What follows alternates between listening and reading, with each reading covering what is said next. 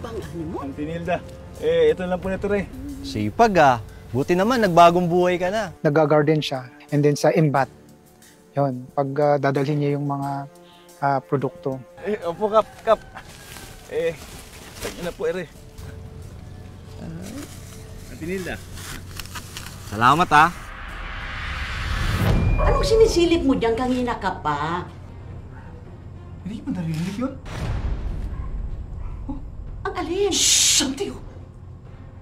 May sumisigaw. Sigaw na sigaw. Kanina ko pa naririnig eh. Naku, Philip. Hindi nyo naririnig.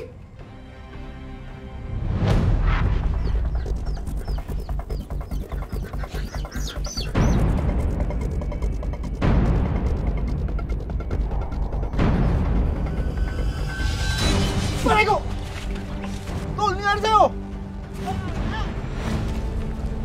O pre, mukhang puyat na puyat ka. Pre, pahingin naman tubig.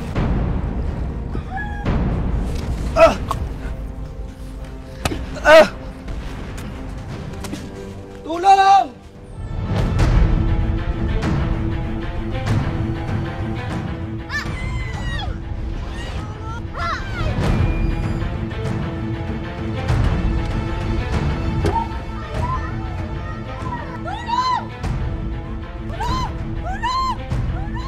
Bakit?